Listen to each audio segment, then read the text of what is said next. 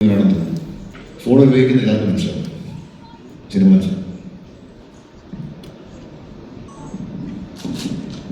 Social score എന്താണെന്നാണോ ഉദ്ദേശിച്ചത്?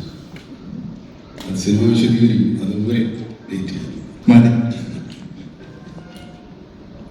പിന്നെ ഇതിന് കമേഴ്ഷ്യൽ എലമെൻറ്റ്സ് എന്നൊക്കെ പറയുന്ന ഈ സിനിമയിൽ അതിൻ്റെ ഘടകങ്ങളൊക്കെ മാറിക്കഴിഞ്ഞു. അതിൻ്റെ കണക്കും ഘടനയും ഒക്കെ മാറിക്കഴിഞ്ഞു. കമേഴ്ഷ്യൽ എലമെൻറ്റ്സിൻ്റെ എലമെൻറ്റ്സിൻ്റെയും സ്റ്റാർ വാല്യൂവിൻ്റെയും ഒക്കെ മാനങ്ങളൊക്കെ മാറിക്കഴിഞ്ഞില്ലേ. അതുകൊണ്ട് അതൊന്നും ഈ സിനിമയെ ബാധിക്കാൻ സാധ്യതയില്ല. ഈ സിനിമയെ സംബന്ധിച്ചിടത്തോളം കഥയും കഥയ്ക്കൊത്ത നടന്മാരുമാണ് ഈ സിനിമയിൽ ഉൾപ്പെടുത്തിയിരിക്കുന്നത്. തീർച്ചയായിട്ടും അത് തന്നെയായിരിക്കും ഇതിൻ്റെ ഏറ്റവും വലിയ കമേഴ്ഷ്യൽ ഘടകം.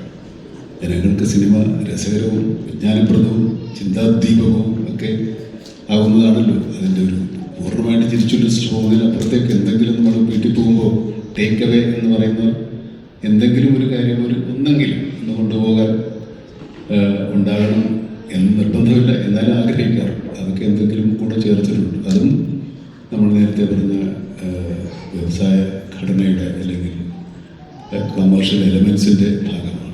അത് ഈ സിനിമയിൽ ഉടനീളമുണ്ട്. അല്ലെങ്കിൽ ഈ സിനിമ അങ്ങനെയുള്ളതാണ്.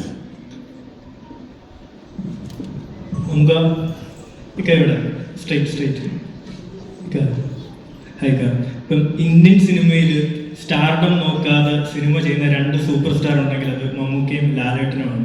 ഇപ്പം പാട്രിയറ്റിലേക്ക് വരുവാണെങ്കിൽ മമ്മൂക്ക തന്നെ പണ്ട് പറഞ്ഞിട്ടുണ്ട്, ആക്ടിങ് ഈസ് ഓൾസോ റിയാക്ടിങ് എന്നുള്ള രീതിയിൽ ഇന്റർവ്യൂവിൽ പറയുന്നതായിട്ട് ശ്രദ്ധിച്ചിട്ടുണ്ട്. അപ്പം ലാലേട്ടനായിട്ട് കോമ്പിനേഷൻ ചെയ്യുമ്പോൾ മമ്മൂക്കയുടെ ഭാഗത്തു നിന്ന് അത്തരത്തിലുള്ള ഒരു റിയാക്ഷൻ കൊടുക്കാനായിട്ട് ഇപ്പോൾ ഡയറക്ടർ പറയുന്നത് അല്ലാതെ എന്തെങ്കിലും നിങ്ങൾ ഇംപ്രവൈസ് ചെയ്ത് എന്തെങ്കിലും കാര്യങ്ങൾ ചെയ്തിട്ടുണ്ടോ? അതിനെപ്പറ്റി ഒന്നും. അതെല്ലാവരുടെ കൂടെ ഉണ്ട്. ലാലേട്ടൻ്റെ കൂടെ ഒന്നല്ല. ലാലേട്ടൻ ആരോട് അഭിനയിച്ചാലും അതുണ്ടാവും, ഞാനും ആരോട് അഭിനയിച്ചാലും ഉണ്ടാവും. അങ്ങനെ റിയാക്ട് ചെയ്യണ്ടേ? പിന്നെ അഭിനയത്തിൻ്റെ എല്ലാ കാര്യവും സംവിധായകൻ പറഞ്ഞു തരണം എന്നില്ല. നമ്മൾ അദ്ദേഹം ബോധ്യപ്പെടുത്തിയാൽ നമ്മളെന്തെങ്കിലും കാര്യങ്ങൾ ചെയ്തിട്ടുണ്ടെങ്കിൽ അതിൻ്റെ തെറ്റ് തിരുത്തുക മാത്രമേ ഒരുവിധം പരിചയസമ്പന്നരായ സംവിധായകർ ചെയ്യാറുള്ളൂ.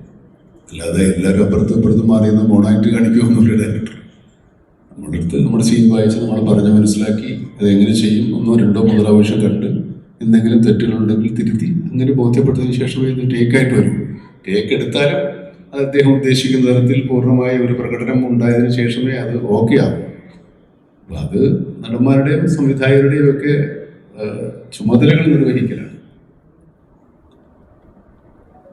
പിന്നെ നമ്മുടെ ഒന്നോ രണ്ടോ തവണ മറുപടി പറയാം. എന്നിട്ട് മടി തരികയില്ലെങ്കിൽ